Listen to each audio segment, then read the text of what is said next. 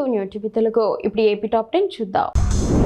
ప్రకాశం జిల్లా కొత్తపట్నం సముద్ర తీరంలో యోగేంద్ర కార్యక్రమం ఘనంగా జరిగింది. ఈ కార్యక్రమంలో కలెక్టర్ రాజాబాబు, అధికారులు, ప్రజాప్రతినిధులు పాల్గొని యోగాసనాలు వేశారు. పతంజలి గురువులు యోగా వల్ల కలిగే ప్రయోజనాలు వివరించారు. రోజుకు గంట పాటు యోగా చేయడం వల్ల సంపూర్ణ ఆరోగ్యం పొందవచ్చని శిక్షణకులు తెలిపారు.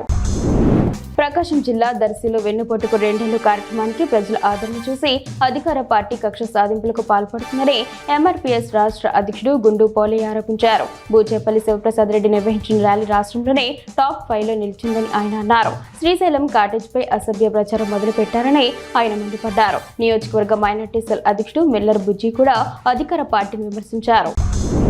తెలంగాణ జూబ్లీహిల్స్ ఎమ్మెల్యే నవీన్ యాదవ్ మహానంది క్షేత్రంలో శ్రీ కామేశ్వరి సమేత మహానందీశ్వర స్వామివారిని దర్శించుకుని ప్రత్యేక పూజలు నిర్వహించారు.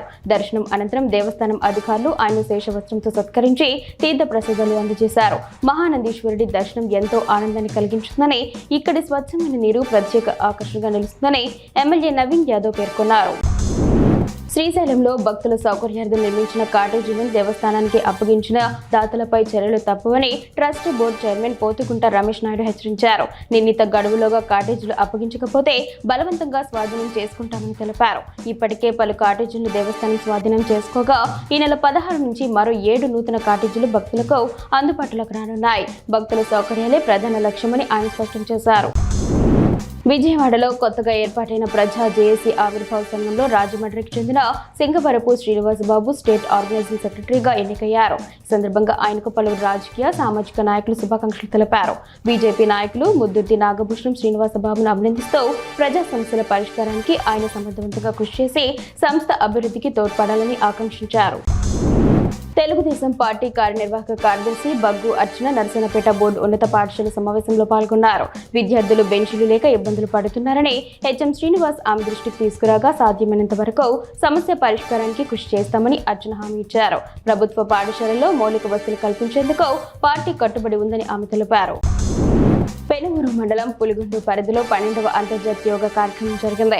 ఈ కార్యక్రమానికి జిల్లా collector Sumit Kumar, MLA doctor VM Thomas, Yugandhar Ponna ముఖ్య అతిథులుగా హాజరయ్యారు. ఈ సందర్భంగా కలెక్టర్ మాట్లాడుతూ యోగాతో ఆరోగ్యం, ఏకాగ్రత అలవడతాయని తెలిపారు. ఈ కార్యక్రమంలో ఉన్నత స్థాయి అధికారులు, ప్రజలు పాల్గొని పలు రకాల యోగాసనాలు వేశారు.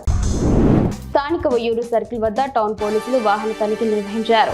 మద్యం సేవించి వాహనాలు నడుపుతున్న వారిని గుర్తించి జరిమానాలు విధించారు. ట్రాఫిక్ నిబంధనలు పాటించాలని, లేని పక్షంలో కఠిన చర్యలు తీసుకుంటామని పోలీసులు హెచ్చరించారు. మద్యం సేవించి వాహనాలు నడిపితే బండి సీజ్ చేస్తామని సిఐ రామారావు హెచ్చరికలు జారీ చేశారు. ప్రకాశం జిల్లా సంతలనూతలపాడు నుంచి మంగమూరు వరకు ఉన్న రహదారి అత్యంత దారుణమైన స్థితిలో ఉంది. ఈ రహదారిపై ప్రయాణించే వాహనదారులు తీవ్ర ఇబ్బందులు ఎదుర్కొంటున్నారు.